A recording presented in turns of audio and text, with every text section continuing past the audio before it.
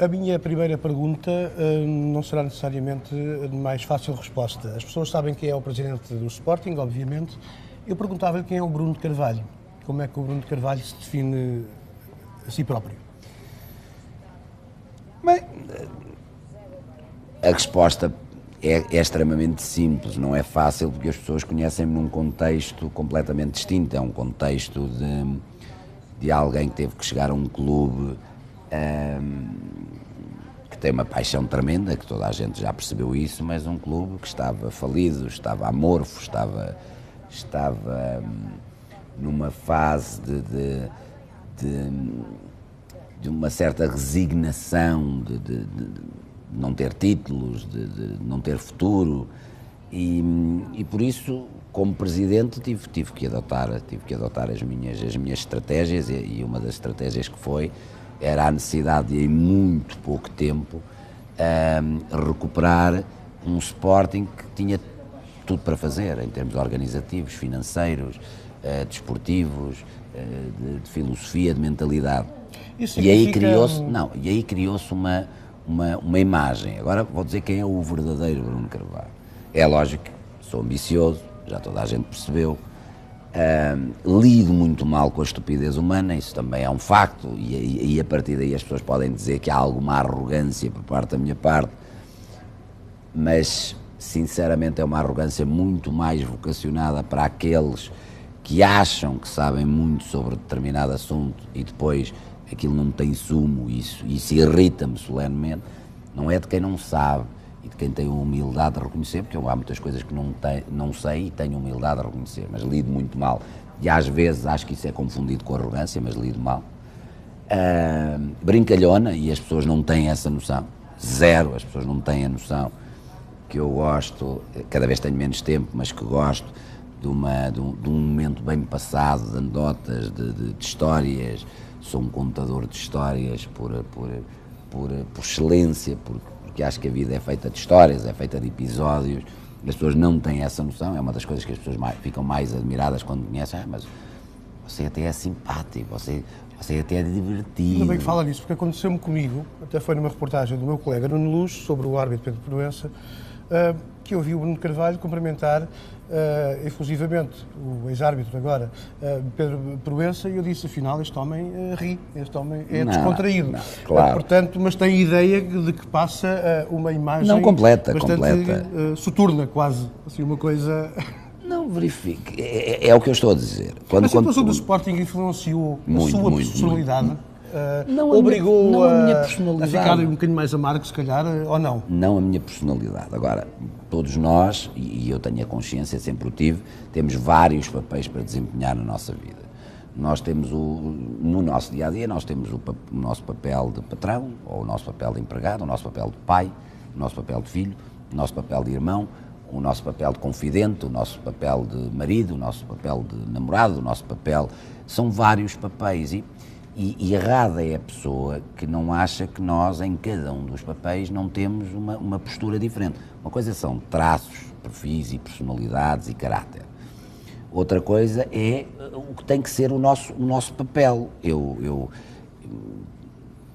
tenho que olhar, saber como é que fui como filho, os erros que cometi, as coisas boas que os meus pais cometeram e cometem ainda, as coisas más e ter o meu papel. Já como irmão pode ser diferente, como confidente é diferente e como presidente do Sporting é completamente distinto de eu poder estar numa situação de normalidade, porque eu quando chego ao Sporting, primeiro, tudo no Sporting era uma normalidade pegada e em segundo, e continuo a achar isso, o futebol é uma anormalidade pegada. Já o disse várias vezes. Não é um contrassenso um agente do futebol dizer que a própria modalidade é uma Não por isto que eu lhe vou dizer. E se calhar por isso a amargura que as pessoas veem, ou que podem perceptir, ou esse tal ar soturno, é que isto de facto viola todas as minhas leis e regras que eu aprendi. O futebol, em termos daquilo que é o meu caráter, das regras, dos valores que aprendi e que gosto, isto viola, é o contrassenso total. E aí é que é a tal barreira que eu acho que as pessoas não estão a conseguir ultrapassar, que é a tal questão do presidente adepto. As pessoas estão a levar, em primeiro lugar, que eu saiba, nos regulamentos e nos estatutos de todos os clubes, uma das coisas que é obrigatória é a pessoa ser sócia do clube. Portanto, em princípio, será um adepto. Só é sócio quem é um adepto. Mas há outro problema, que é a única coisa que me move aqui no Sporting. Podemos dizer duas coisas, mas uma muito mais vincada e uma muito mais filosófica. A primeira coisa é a paixão pelo clube. E é aquilo que tem feito eu aguentar-me no futebol. É a paixão que tenho pelo Sporting, a completa noção que o Sporting necessitava claramente de uma mudança de rumo, de mentalidade, de visão. O Sporting precisava de trazer outro mundo, e felizmente eu era uma pessoa com o mundo, tive as minhas empresas, o conhecimento claro do que é o desporto, mas do que é o mundo do negócio, do equilíbrio que tem que haver entre o negócio, o bom senso e o relacionamento e a emotividade. E depois há a segunda, que é a parte filosófica, que acredito piamente que o futebol um dia vai alterar, vai trazer novas pessoas para dentro do futebol e que vamos conseguir todos juntos modernizar o futebol e colocar o futebol num caminho que nunca devia ter saído. O que é que eu lhe quero dizer com isto? A mim irritam-me solenemente chavões, já lhe disse, a estupidez humana irrita-me, é um facto, e chavões irritam-me.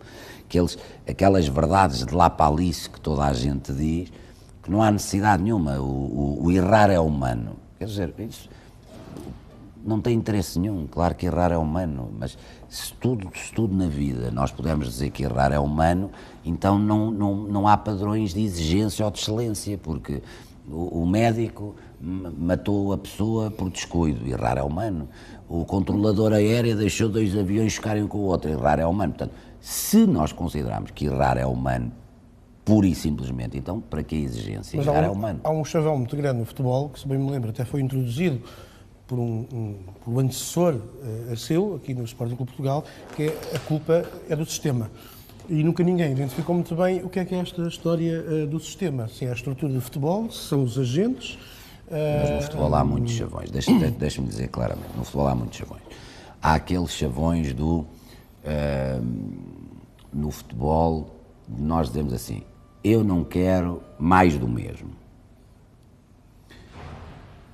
E eu sempre disse, para se perceber, eu defino muito bem as minhas linhas estratégicas, o que quero e o que são as coisas, e é isso que mais chateia as pessoas, é a minha frontalidade. Há quem considere má educação, eu considero frontalidade.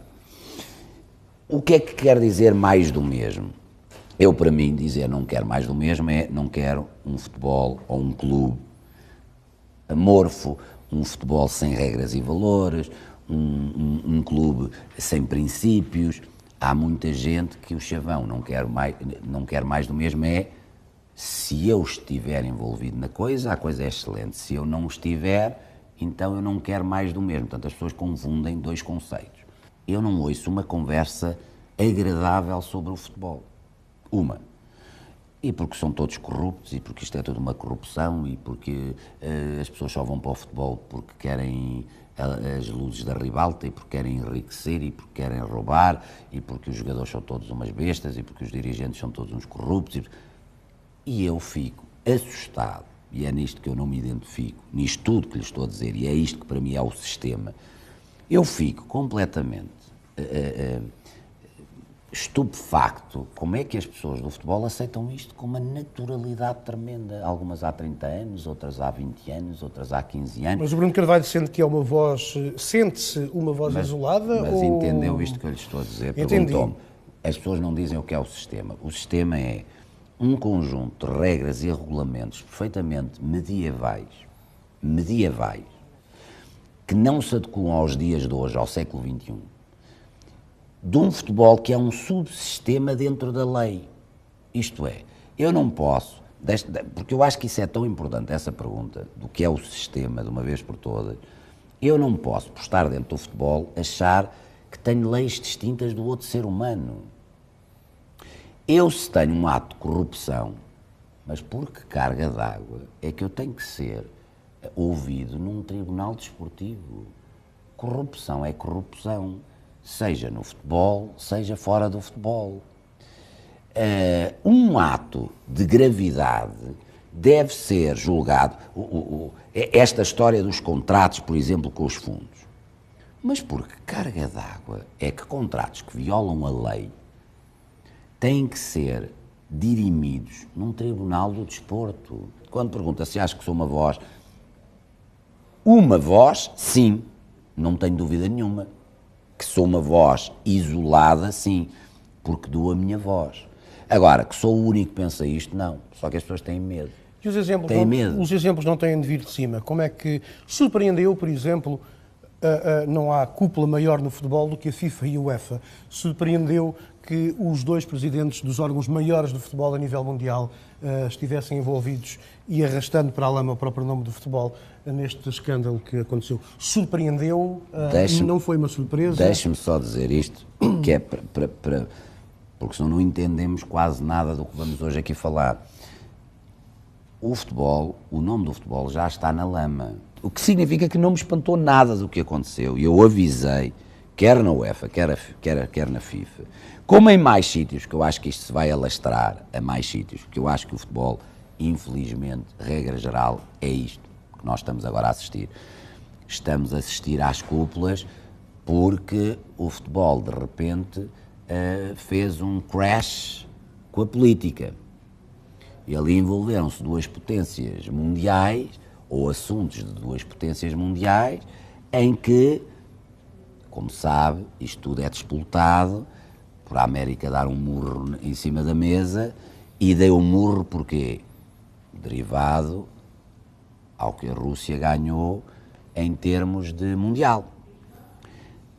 Infelizmente, teve que se começar a abrir as portas do futebol por uma questão que foi de política geoestratégica, o que é a prova daquilo que eu tenho dito desde que cheguei e que toda a gente diz, não, este presidente não tem noção nenhuma, que é o futebol só se resolve com a intervenção política. Qual é o legado que deixava de deixar nessa matéria? Para o futebol, não estou a falar apenas para o futebol, eu digo. Não, e as nossas propostas nada têm a ver com o Sporting em específico.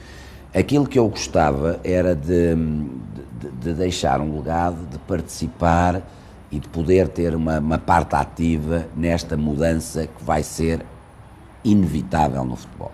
E aí eu tenho que lhe dizer o seguinte, talvez as pessoas não percebam, mas eu tenho sido das pessoas que mais tenho lutado pela dignificação da classe de arbitragem. E isto quase, por vezes, parece um paradoxo, mas como é que é possível? Este homem já refilou tantas vezes da arbitragem. E eu já disse aos próprios árbitros, eu refilo por isto. Eu fico surpreendido, agora eu vou-me pôr na posição de árbitro, e eu já disse isto várias vezes. Sou pai, sou filho, quero ir às compras, quero ir ao supermercado, quero ir ao cinema, sou árbitro.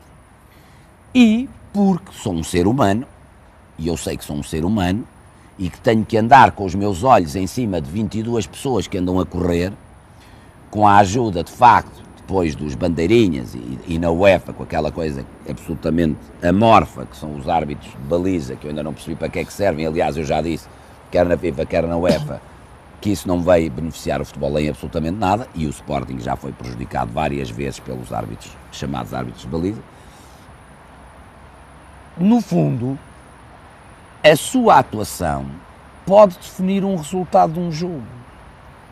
O que é que eu lhe quero dizer com isto? Quero lhe dizer que, mas o seu avançado também pode falhar 5 gols. Justamente ia dizer isso. Claro, mas é que o meu avançado é um problema meu, eu é que lhe pago, e eu é que tenho depois o direito, estrutura, de pôr a jogá-lo outra vez, não pôr a jogar outra vez, de lhe aplicar uma sanção se achar que foi propositado, não lhe aplicar uma sanção. Outra coisa é um terceiro elemento. Mas o presidente do clube é sempre mais tolerante para com os seus do que para com os árbitros. Admite isso. Isso não deve ser eu, com certeza. Agora, não sou de facto. Eu nem comigo sou tolerante, quanto mais. O que quer dizer que eu fico danado quando os próprios árbitros não são eles a fazer a voz disto. Dizer, meus amigos, esperem lá, nós somos seres humanos, merecemos dignificação. Nós somos juízes, queremos que as pessoas olhem para nós como um elemento integrante do jogo e um elemento que é um juiz, que tem dignidade de um juiz, portanto, desculpe lá, eu quero meios tecnológicos para me ajudar porque eu sou um ser humano e não me escondo atrás da minha natureza humana para errar.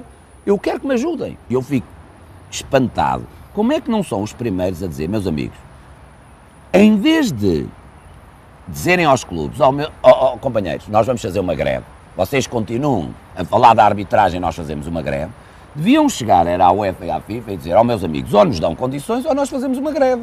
Mas porquê? Porque nós somos seres humanos, nós queremos ir na rua e estar à vontade, nós não erramos porque queremos, nós somos seres humanos e se há tecnologia que nos pode ajudar, ponham a tecnologia ao nosso serviço. Por falar em seres humanos, e esta entrevista era sobre a figura do Bruno de Carvalho, vamos aproveitar e fazer aqui uma pequena inflexão para voltar ao ser humano que é o Bruno de Carvalho, que nasceu em Lourenço Marques, mas que veio muito cedo para Portugal, mas que mantém uma ligação afetiva a Moçambique, certo? É porquê? É aquela coisa que se chama a Mãe África e o cheiro? Não, eu tenho que dizer... Mas veio muito cedo para Tenho que dizer, muito cedo. Eu vim com 2 anos e a partir daí estive sempre em Lisboa. Agora, Moçambique, de facto, para quem conhece a Moçambique, tem um encanto especial. Lourenço Marques, que agora é atual Maputo, tem um encanto especial. É um local com um estilo de vida que eu acho extremamente agradável, a forma como as pessoas trabalham, mas ao final da tarde convivem todas e têm aquele hábito de ir conversar, de ir espairecer um bocadinho na esplanada junto ao mar, de ir jantar. Há um convívio que nós não temos de facto aqui em Portugal, não temos, não é nosso hábito, é um estilo de vida muito mais difícil. Se me pergunta se eu não estou extremamente feliz de morar em Portugal, extremamente feliz, isso não tenho dúvida nenhuma. E perguntar porquê, como é que vê o seu próprio país? Enquanto descemos ali para o relevado... Eu gosto de viver em Portugal porque, independentemente de todo o stress, tenho tudo à mão. Nós não podemos comparar eu estar aqui e poder ter acesso a um cinema, eu poder ter acesso a luz todo o dia, eu poder ter acesso a gás todo o dia, com aquelas coisas que vão acontecendo em Maputo e em África em geral, falha a luz, falha a eletricidade, você vai ao notário, não há... Mas gosta do ser português, digamos assim? Acha que o português é Eu vou-lhe dizer muito claramente o seguinte, eu tenho muito orgulho em ser português, sempre o fui. Aliás, quando nasci, Moçambique era território português, portanto sempre fui português e sempre me senti português. Agora tenho que lhe dizer que não sou o maior dos otimistas. Eu acho que o povo português, e agora entendamos povo, todos nós, dirigentes, não dirigentes, pessoas com responsabilidades, pessoas sem responsabilidades, figuras públicas, não vamos ao povo, o português, peca um bocadinho, regra geral, por uma história muito marcada do desenrasca. Nós somos um povo muito bom do desenrasca. Tem coisas boas e coisas más. Não, com certeza. Mas eu acho que nós tínhamos tudo para ser um povo extremamente inteligente, extremamente estratega, extremamente criativo, extremamente planeador. E o que eu acho que acontece muitas vezes em Portugal, e depois há esse reflexo, vê-se em tudo, vê-se no futebol, vê-se na política, vê-se nas empresas, vê-se em tudo, continuamos muito na lei do desenrasca. Começou a chover, temos que ir lá para cima. Vamos desenrascar desta maneira, aliás. Sim, isso é verdade. Tinha que ser. Eu avisei. Eu avisei ali uma... Eu disse, Mário, entrevista molhada, entrevista abençoada. É para continuar? É para continuar. Nós planeamos pouco, pensamos pouco no amanhã. Mas acabamos por safar-nos, certo? Nós chafamos usar assim agora, uma linguagem.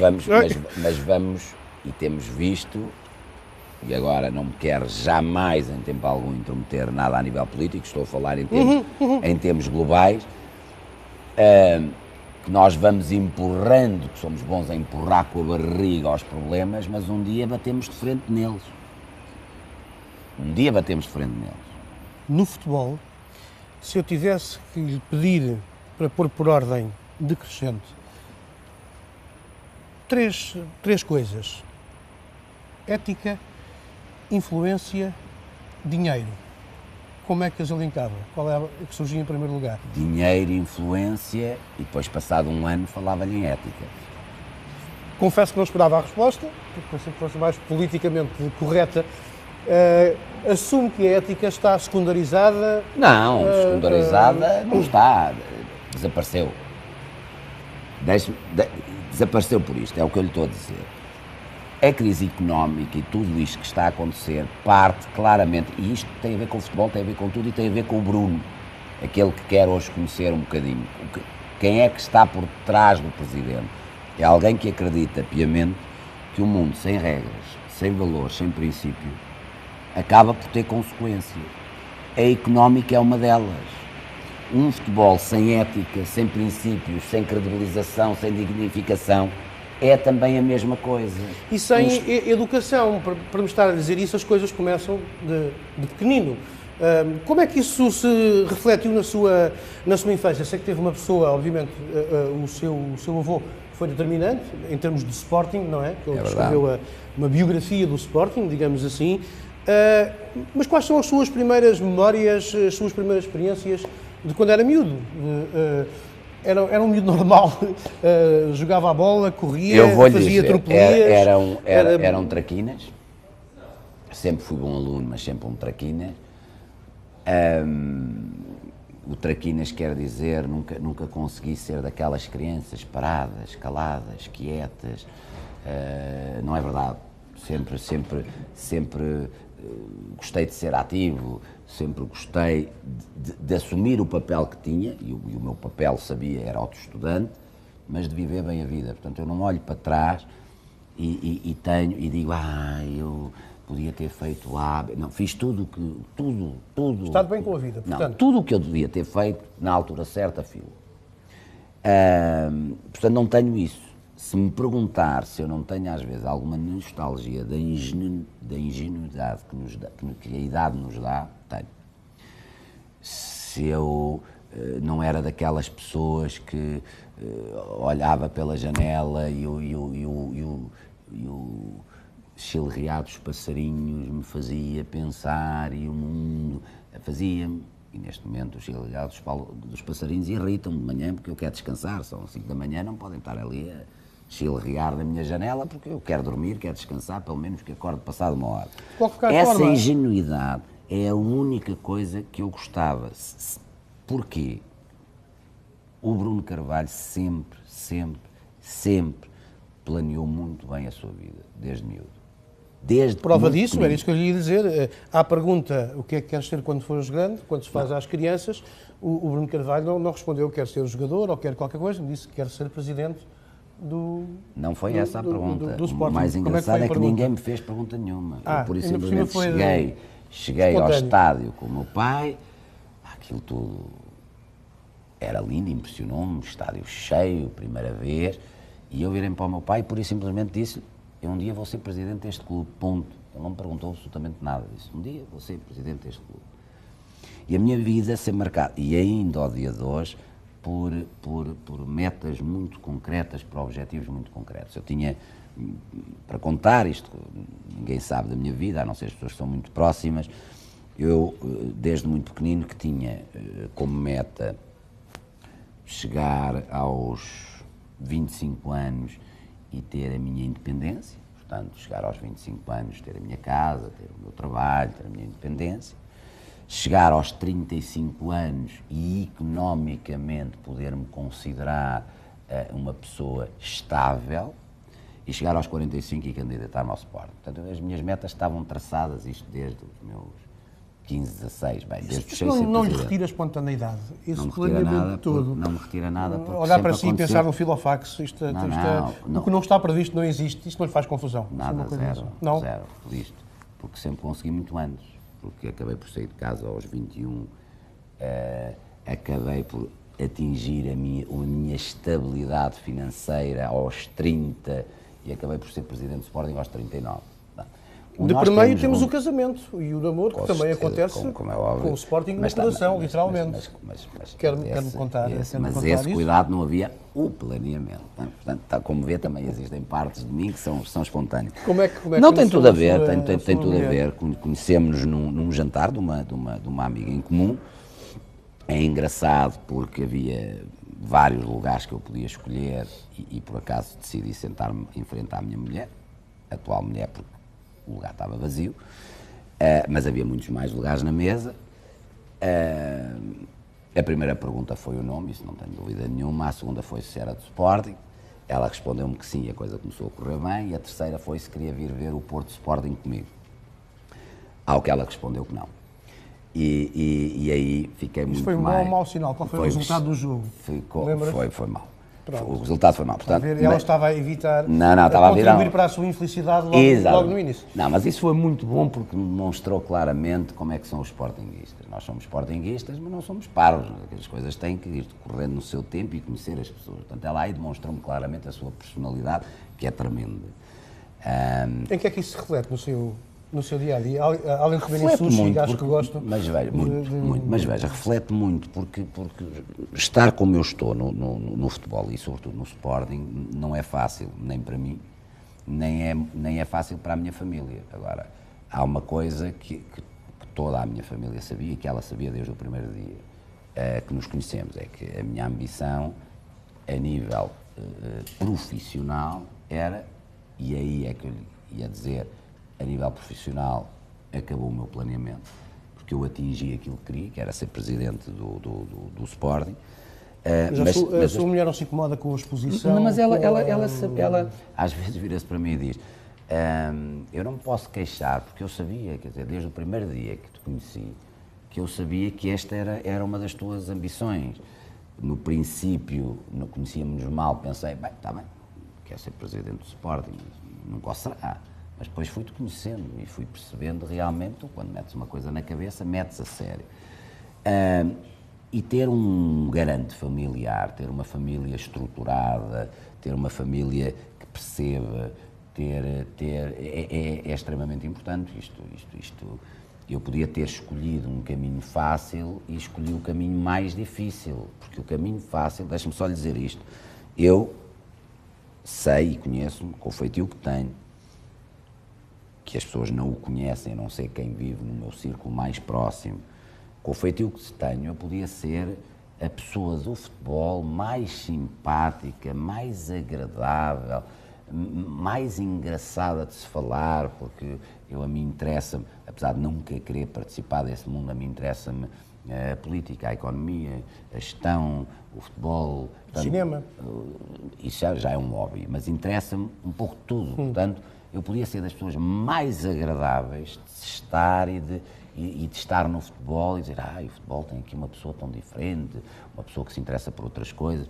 O problema é que a realidade é que eu nasci e cresci do Sporting, um Sporting que eu chego cá, continuo a dizer, completamente falido e completamente desrespeitado. Entenda, o Sporting dizia alguma coisa e ninguém ouvia, quer dizer, não havia caixa de ressonância. Mas eu ia lhe perguntar, é preciso falar melhor ou falar mais alto? Mais alto.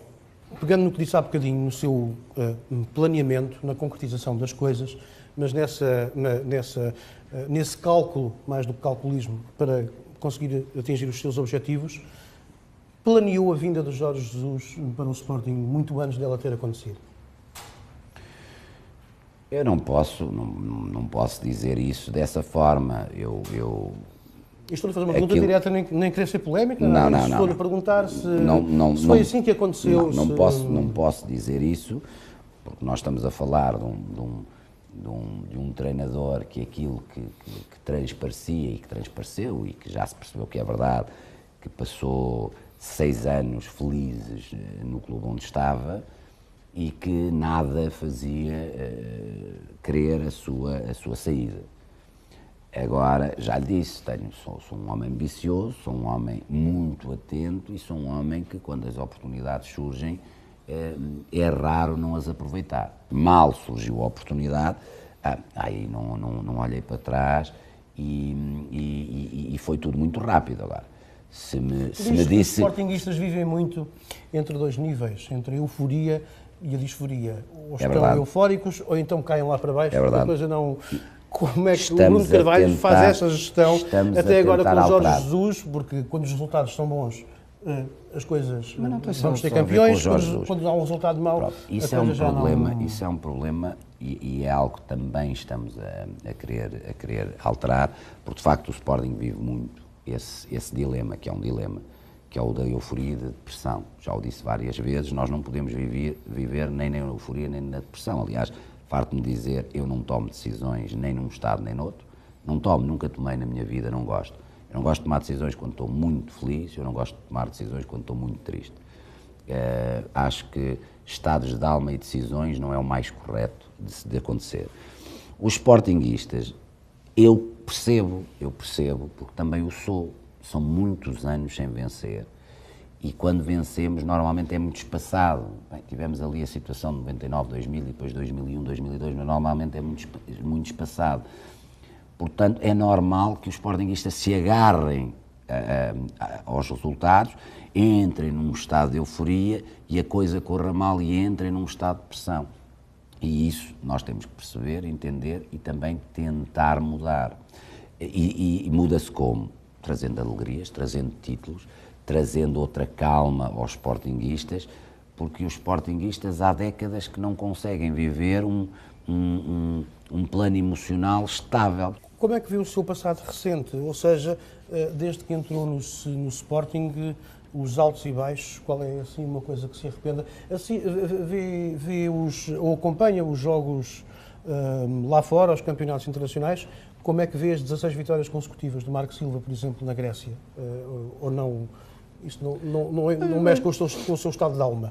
Eu tenho que lhe dizer o seguinte, se eu me disser que em termos de eficácia se me arrependo de alguma coisa, zero.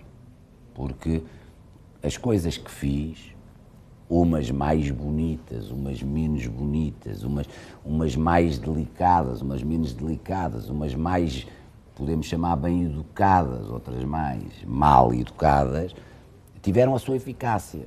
E quando se é um líder, quando se é um estratega, nem tudo é bonito. As pessoas têm que compreender, nem tudo é bonito na vida.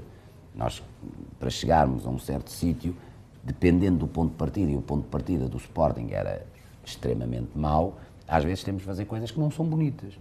Portanto, se eu olho para este percurso e vejo o Bruno de Carvalho, a pessoa, há coisas que eu não gosto, há frases que eu não gosto, há expressões que eu não gosto, há uma exposição em demasia que eu não gosto,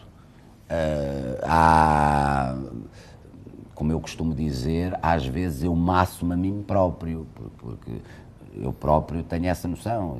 Olha, Paulo, as 2 horas, isto é maçador. Em termos de eficácia, tem sido tremendo. E aquilo que eu gostava, e que é um dos meus planos, é conseguir atingir esse equilíbrio. Isto é, que o Sporting consiga depois, muito menos através do seu presidente, mas muito mais através da sua consistência, se mostrar ao mundo. Isto é, quando as pessoas meterem na cabeça, de uma vez por todas, que o Sporting está equilibrado em termos financeiros. Que o Sporting tem um rumo muito bem definido e que sabe o que quer. Que o Sporting é, de facto, um candidato, e não é efêmero, não é para este ano, é, de facto, um candidato a ganhar sempre o Campeonato Nacional de Futebol e em todas as modalidades que está. Quando começámos a ver a imprensa desportiva, sobretudo, e começámos a perceber um tratamento igualitário naquilo que é, o tratamento tem que ser a um clube que tem mais de 3,5 milhões de adeptos, o presidente vai começar a ser muito mais o estratega da sombra. De resto, eu olho para trás e eu é o que digo, eu fico contente com o sucesso de todas as pessoas, eu não fico triste, antes pelo contrário, do sucesso do Marco, do sucesso do Leonardo, de quem sou muito amigo, antes pelo contrário. Agora, não há dúvida nenhuma que nós, quando estamos a liderar alguma coisa, temos que, em primeiro lugar, perceber as regras claras do sítio onde estamos. E, em segundo lugar, mais uma vez, fazer as análises não por estados de alma, mas sim por aquilo que é o rumo traçado. O que é que eu quero dizer com isto? Quero dizer muito claramente o seguinte: nunca tomei nenhuma decisão que tenha a ver com treinador ou não treinador, porque é aí que estava a querer chegar, por uma questão pessoal ou de estado de alma. Isto é, eu no dia em que tiver que conviver no meu Sporting com alguém, pode ser um colaborador, um treinador, um atleta, seja quem for, que eu detesto a nível pessoal, mas que é de facto uma mais-valia para aquilo que é o projeto do Sporting, para aquilo que são, e cumpridor das regras e dos princípios do clube, eu vou ser capaz de lidar com essa pessoa durante 100 anos. As pessoas, para saírem do Sporting, seja de que profissão forem, será ou porque não cumprem as regras e os valores que eu próprio também as tenho que cumprir, ou porque o projeto alterou e que em termos de rumo traçado existem soluções melhores, seja qual for a função. E isso, volto a dizer, porque é uma forma boa de perceber o Bruno Carvalho pessoa e o Bruno Carvalho presidente, o que eu, Bruno Carvalho sócio, vou fazer ao Bruno Carvalho presidente no dia em que ele não se portar desta forma.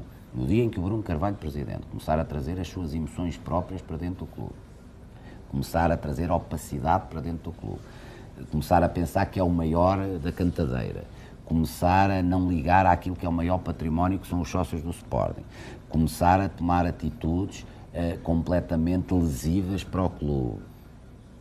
O cidadão e sócio Bruno Carvalho vai pegar no presidente Bruno Carvalho e vai metê-lo imediatamente fora do clube. Isso que ninguém tenha dúvida nenhuma. Nenhuma. E assim se conclui esta entrevista a 3, com o presidente e com o adepto, ambos com o mesmo nome, Bruno Carvalho, o presidente do Sporting Clube Portugal, a quem agradeço e a quem desejo um bom ano. Muito obrigado. E um bom ano. 2016. Muito obrigado.